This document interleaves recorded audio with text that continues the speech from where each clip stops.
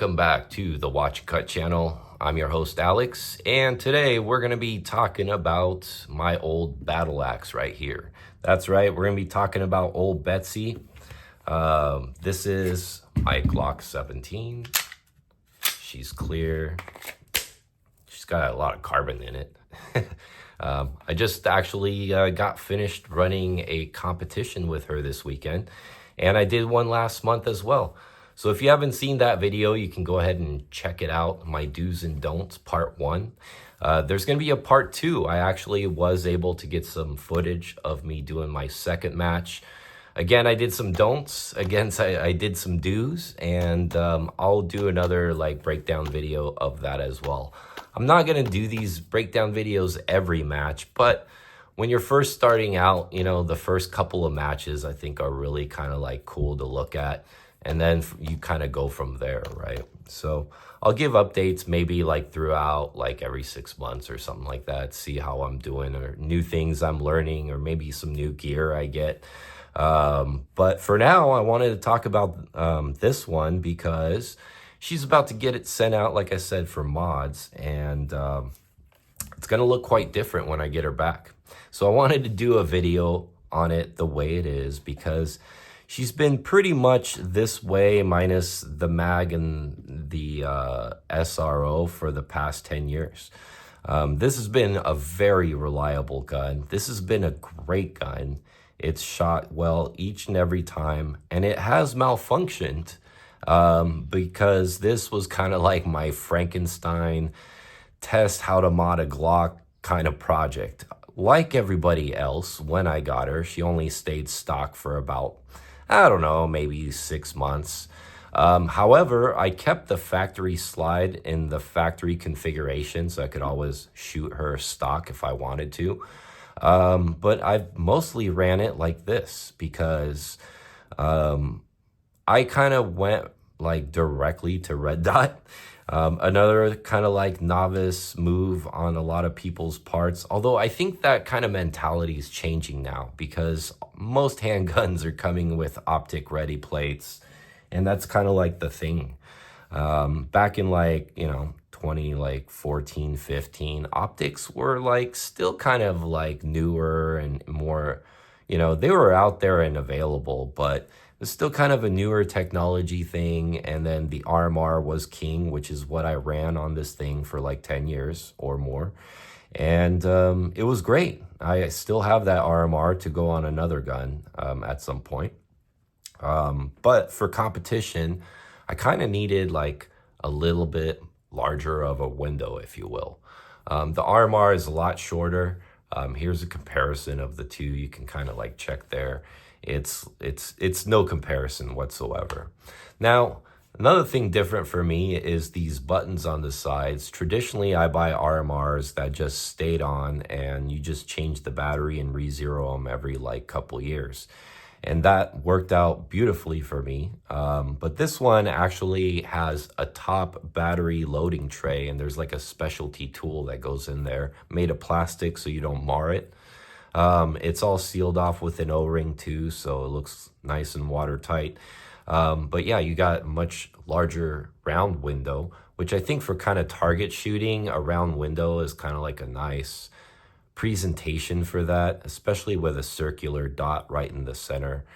Yeah, and then this one's got on and off buttons. It's adjustable. So this is kind of a treat for me, I'm not used to all this fanciness. I just like to know that I pick up a gun and the dot's on. This one can be ran the same way, really. I mean, you just have the option to save the battery and, basically not run the dot on if you don't want to. Now, this one's a 2.5 MOA dot, and it's very accurate. It's a little smaller than the 3.5 that I ran in the RMR, but it works great. It's all adjustable. You got your top windage adjustment, elevation, all that traditional stuff. I do have a Trijicon suppressor sight, night sights as well for co-witness. They do co-witness great. And yeah, that's kind of the sights. The slide, I really wanted to do something crazy and wild and have like 3 massive ports and all that craziness like a lot of people like to do. However, in California, everything's dusty, everything's sandy. So the gun gets enough grit from all the carbon buildup and all the crap from when I shoot ammo through it. So I figured it was kind of a waste to have like side ports on it. The top cut ports are kind of cool too. Could be a way to go. But honestly, guys, I know this is very unpopular in the gun culture, but I hate comp guns. They're loud. You lose velocity. Like, I don't know. I get it. You get, obviously like um, a lighter recoil in some respects, but I just kind of prefer to muscle the gun a little bit more and just get the velocity and power out of the barrel. And yeah, and the 9mm is not like something you have to hard muscle like a 45 even is not that bad really, when you really look at it in retrospect. So yeah, 9mm just doesn't have that much recoil to me, so I never felt the need for comps. But maybe if I get more serious about like pistol competition, I get better at it, maybe I'll change my tune on that. But for right now, I really don't really see a need for that. So instead, what I opted for was to have a lot to like grip onto, to like cycle the gun kind of like wherever you want to grab it. And that was something that to me was very appealing about this slide. It just has traction everywhere. So it's very easy to do like a press check or anything. It's just got texture everywhere you really pull it. This is an old school Zev SOCOM slide. A lot of times I get asked about like what kind of slide it is when I go to the comps and stuff. And I don't think they make these anymore. This is like 10 years ago type stuff. So I love this slide. I'm going to continue to keep it. And it's also, like I said, got the match grade Zev barrel. And this one's threaded because I also do have a Zev compensator that screws and pins in. So if I want to run a comp on this gun, which I have done very rarely, one of those just to see what it would do. It did shoot a little bit flatter. It was just loud for no reason, honestly. Wasn't like anything like that I was like, oh my God, this is like the new thing that I need to do all the time. As a matter of fact, I just took the comp off the gun for now, just because, I don't know, I didn't feel like a need for it just quite yet. But I wanted to try it, right? So I did get that. Also, I do have an accessory light for it. I never run it. I don't put plugs in the back of my gun like some people put brass plugs just to kind of balance the weight of this thing when it's shooting. I don't do that. And then it's also got, extended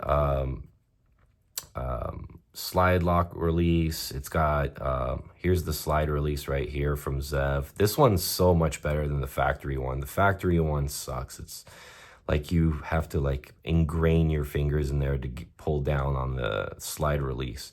The slide lock release right here is from Vickers Tactical. This is kind of like their Tango down line of stuff. I just found that rounded ledge was always really comfortable and it had plenty of traction. So this was kind of like my favorite extended slide lock. The factory extended Glock one's nice too. But this one was just a little bit more consistent for me. It's got a Zev massive extended mag release. Some people hate these like because, they're intrusive or whatever, or if you're like doing like concealed carry, I guess that probably might be a little bit of issue. Might not, I don't know, it depends on the holster. But for me, it's just one of those things where, I was able to really like, without really rotating the gun in my hand, I have to reapply my grip perhaps when I'm like shooting the gun, but I don't have to like move much. Like I can reach and put enough downward pressure to actually release this thing. So for me, I actually like it. I never fail to release the mag. I mean, I shouldn't with this massive thing, thank God, right? But yeah, this is something I really like on this gun. It's got titanium Zev Glock frame pins. That's so bougie. It was a waste of money, but they weren't that expensive, so why not? And then I also have a full Apex trigger kit in this thing. So the Apex trigger kit, when you buy it,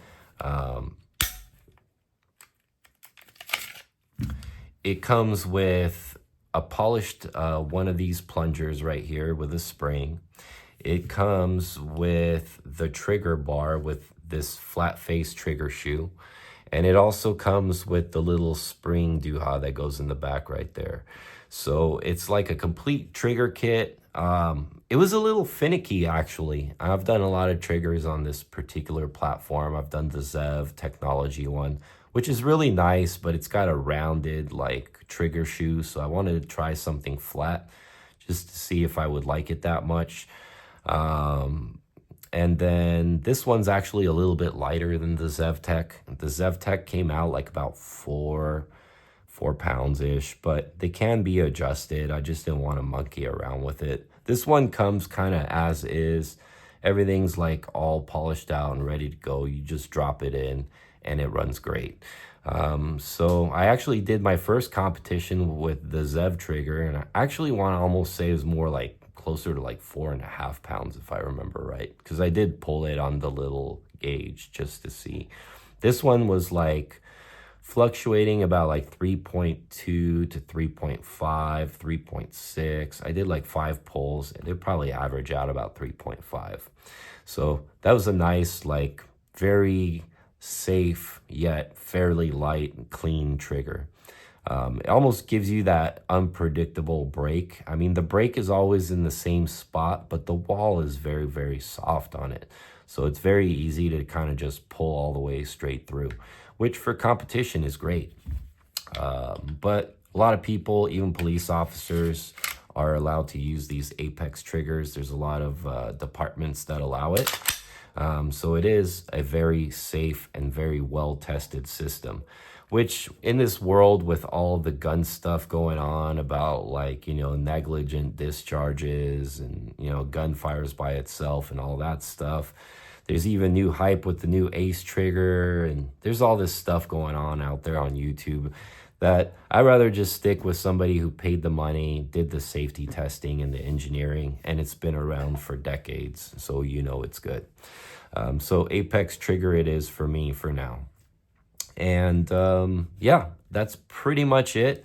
I did replace the Zev backplate, right? Because we want to be fancy and all that stuff. The internals are actually all stock. I'm using a factory weight spring on everything, including the guide rod.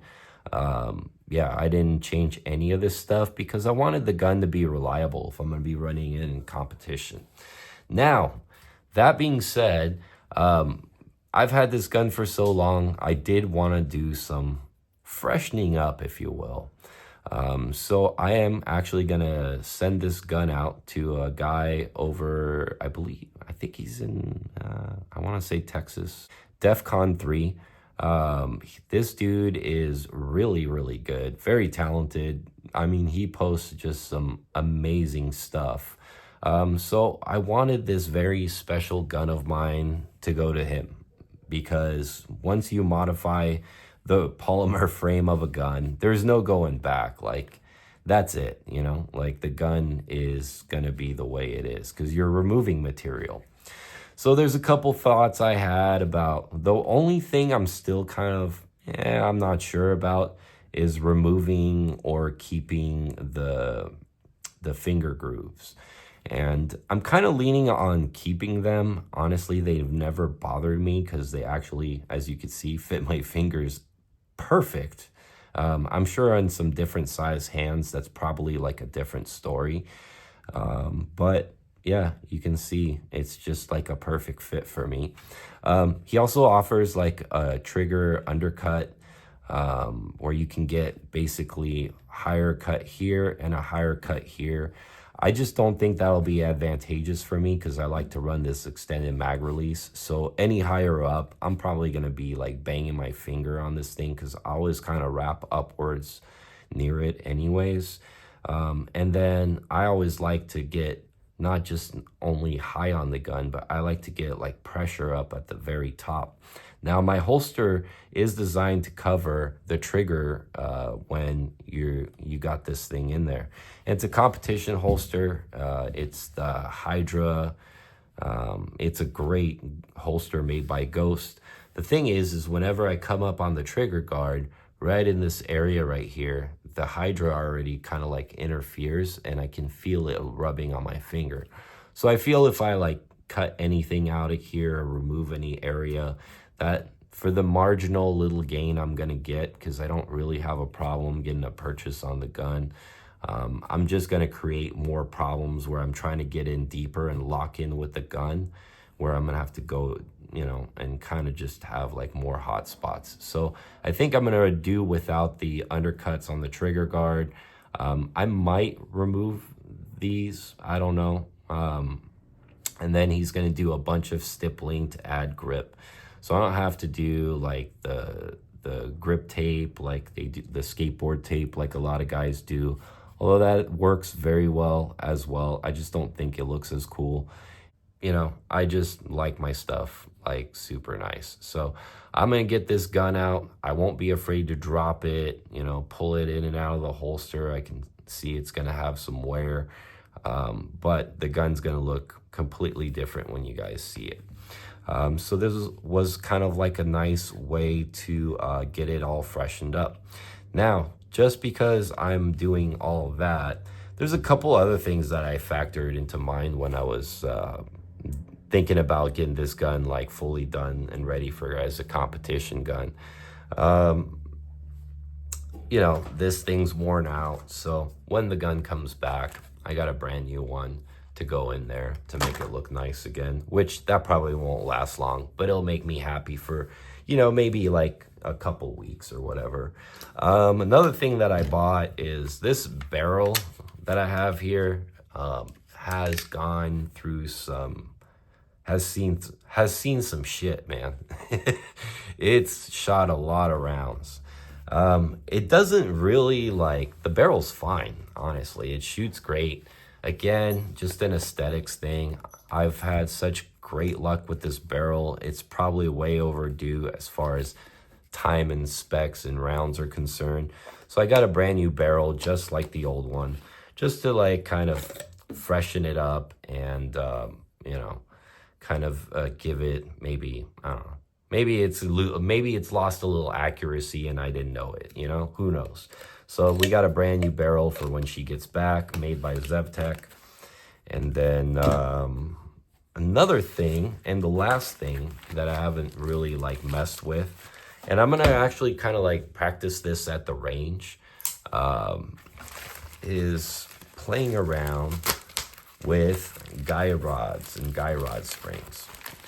So I got these.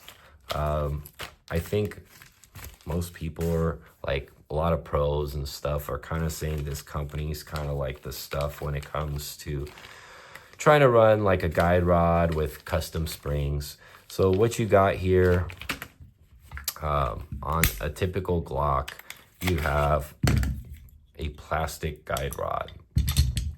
So this is it right here. It's a polymer guide rod. It's got a spring on it. I think I can't remember when you're supposed to replace these. I want to say like 10,000 rounds or I don't know, 15,000 rounds, something stupid like that. Anyways, it's got more than that on it for sure, or probably like close to that on that guide rod. So I decided to kind of try and play around with different custom spring weights. So I did a 13 pound, and I did an 11 pound spring. This is what I see a lot of guys running on their Glock 17s and 34s, as far as the weight. I got it just a smidge heavier just in case that is too light for my gun for some reason and doesn't cycle. And then when I put the comp on, I think I'm gonna need a heavier spring. So I got this increased power spring to play around with when I put the comp on. Now I could have done my research wrong. Actually, I'll be honest, I didn't even research. I just used my reasoning, which was a bad idea. But I think that's what increased power springs would do, is for like a gun with a compensator and maybe just needs an extra little kick to cycle, right? Like, so that was my thought process behind it. I'm pretty sure I'm right. And since a plunger spring didn't come in that Apex trigger kit, they also make like a nice high-end plunger spring kit for my Gen 3. So there you go right there. Here's the cool guide rod that these springs go on. So you just compress them on there and then they screw on, lock in, and that's gonna be your new guide rod. So should be kind of interesting. I'll play around with this at the range. It could make the gun shoot like completely different, which it will. I could like it, I could hate it. I could just go straight back to this little polymer deal right here. But so many people, you know, even like real competitors that run Glocks are always saying that, you know, honestly, it's most people do use like reduced power springs. Like, it's just that much of a big difference. So I'll go figure that out on my own. I'm not that great of a shooter, so we'll see if that makes even a difference for me.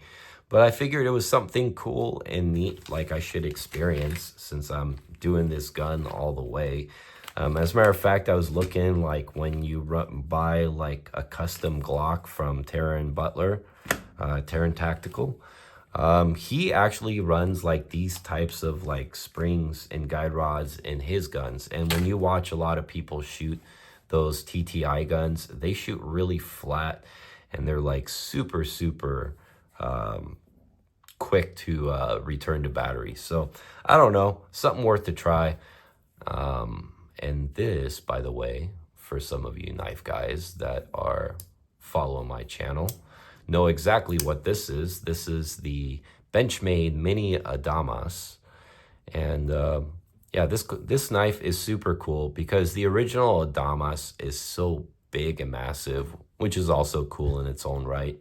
But it came in D2 and whatnot. So when they revamped this with these new cool colors that kind of match the gun, I thought this was a great knife to purchase. Now, this one also came in the upgraded crew wear steel, which is like a really hard tool steel. Haven't had this thing out of the box in probably like a year, and you can see the little corrosion coming on the edge. But that's why this is great that this is a coated blade, because that doesn't travel all the way up as long as I take care of it as soon as possible. But it's just surface, so we're good to go. But that is your downside to crew wear, you know, storing knives and stuff like that. I've gotten a little bit bad this year at like going through my box and lubing all my knives and stuff, but yeah, I'll get back on that. So in case you were wondering what I was using to cut the package open with, Benchmade Mini Adamas in crew wear. Very cool knife. So yeah, next time you see this gun, it will be a whole different gun. I'm not really gonna tell you guys what I'm doing. I'll let you guys just see it when it comes back. And but it's gonna be cool. It's gonna be a really I think it's gonna be cool. Anyways, we'll catch you guys all on the next one.